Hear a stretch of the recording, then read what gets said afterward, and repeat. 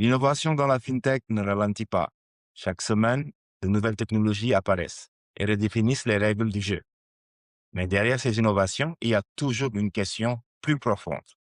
Qui est en train de construire la finance de demain? Aujourd'hui, on a sélectionné 3 actualités clés, sourcées et surtout, on va les décrypter ensemble. International, Afrique, Sénégal, bienvenue dans Focus Sur. D'abord, à l'international, selon Forbes, Visa, en partenariat avec Inflow, a lancé un programme permettant à des agents IA d'effectuer des paiements de manière autonome. Concrètement, on parle de systèmes capables de payer automatiquement sans intervention humaine directe.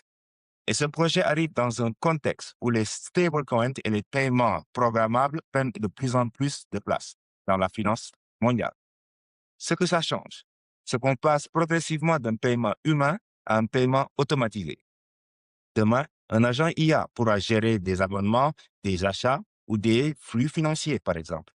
Et ce qui est intéressant ici, c'est que Visa cherche à rester au centre des futures infrastructures financières. Ce type d'innovation s'inscrit aussi dans une logique plus large, celle d'une finance de plus en plus invisible, où les paiements deviennent intégrés directement dans les systèmes numériques. Et pourquoi ça nous concerne? Parce qu'en Afrique, où les paiements transfrontaliers restent encore fragmentés et coûteux, ce type de technologie pourrait complètement rebattre les cartes. Ensuite, en Afrique, la fintech sénégalaise Intouch poursuit son expansion régionale en lançant une filiale au Cameroun avec un capital de 500 millions de francs CFA. L'objectif, renforcer sa présence dans les paiements digitaux et les services transactionnels à l'échelle régionale. Et derrière cette annonce, il y a une vraie stratégie continentale. Parce qu'aujourd'hui, les fintechs africaines ne veulent plus être locales. Elles cherchent à connecter les marchés et à construire des réseaux panafricains. Et InTouch n'est pas le seul. Wave, Flutterwave, MSF Africa, tous avancent dans la même direction. Cette dynamique révèle aussi un enjeu stratégique majeur, la maîtrise des infrastructures de paiement.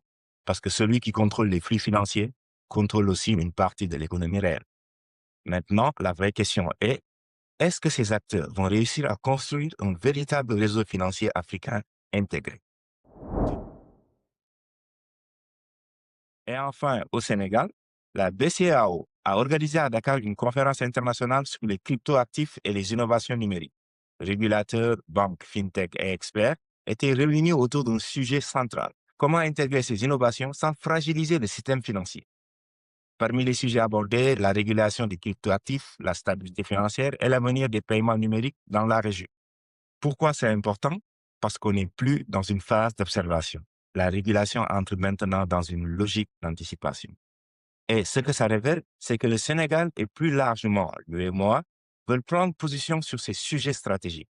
Cette initiative montre aussi une volonté claire, ne pas suivre les innovations venues de l'extérieur, mais essayer de construire un cadre régional solide. Et à plus grande échelle, les décisions prises par la BCEAO auront un impact direct sur toute l'Afrique de l'Ouest. Et si on prend du recul, il y a toujours ce fil conducteur clair entre les 3 actualités que nous vous avons proposées. La bataille pour le contrôle de la finance de demain a déjà commencé. D'un côté, les géants technologiques construisent les nouvelles infrastructures. De l'autre, les fintechs africains tentent de bâtir leur propre réseau. Et en parallèle, les régulateurs cherchent à garder le contrôle.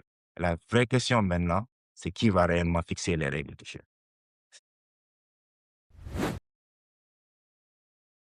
C'était Focus sur des faits, du contexte et une lecture. À la prochaine pour un autre breakdown de l'actualité fintech d'ici et d'ailleurs.